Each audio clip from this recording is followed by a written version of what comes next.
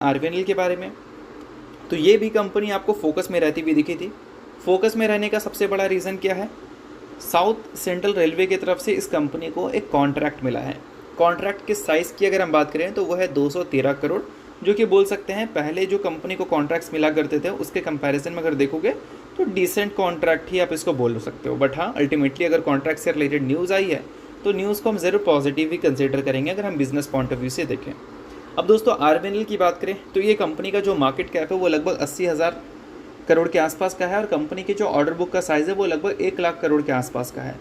तो market cap के हिसाब से अगर हम ऑर्डर बुक का कंपैरिजन करें तो ऑर्डर बुक काफ़ी ज़्यादा है मार्केट कैप के हिसाब से अगर हम देखें तो, बट एग्जीक्यूशन काफ़ी पुअर है। इस वजह से पिछले 1 साल में कंपनी के जो नंबर्स हैं वो बिल्कुल हमें शांत रहते हुए देखने को मिले हैं। इनफैक्ट पिछले 3 साल का भी CAGR देखोगे तो ग्रोथ रेट आपको रेवेन्यू एंड प्रॉफिट के बिल्कुल भी इंप्रेसिव देखने को नहीं मिले हैं।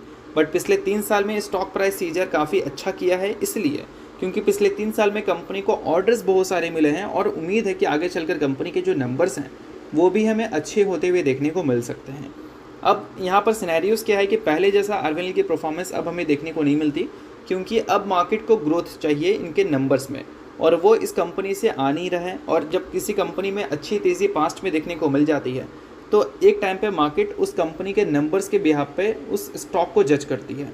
अगर नंबर्स अच्छे रहते हैं तो वैल्यूएशन सस्टेन रहता है और नंबर्स अगर वीक दिखते हैं मार्केट को तो फिर वैल्यूएशंस में हमें करेक्शंस देखने को मिलती है। और ये सारी चीज़ें बहुत ज़्यादा इंपॉर्टेंट होती हैं उनके लिए जो बिगिनर हैं और बिना एनालिसिस किए इन्वेस्टमेंट कर देते हैं। अब देखो दोस्तों आरवीएनएल की बात करें तो करेंट टाइम में इनके जो EPS हैं वो आपको नीचे की ओर जाते हुए दिख रहे हैं। वैल्यूएशंस एक टाइम पे 90 के पी पे देखने को मिलती थी ये कंपनी, अभी के टाइम पे लगभग 65 की पी दिख रही है। क्यों दिख रही है भाई? क्योंकि एक टाइम पे कंपनी का जो EPS था, अभी जो कंपनी का EPS उसमें अगर डिफरेंस देखोगे तो कहीं ना कहीं कंपनी ने डी ग्रोथ दिखाया है और इस वजह से पहले वाले वैल्यूएशंस कंपनी के सस्टेन हो नहीं पाए हैं और परफॉर्मेंस में भी इसका असर हमें देखने को मिली है। तो इन सारी चीज़ों के बेसिस पे आपका क्या व्यू है वो मुझे कमेंट में बताना, बट सभी चीज़ें सिर्फ और सिर्फ एजुकेशन पर्पज़ की तरह ही लेना, ठीक है।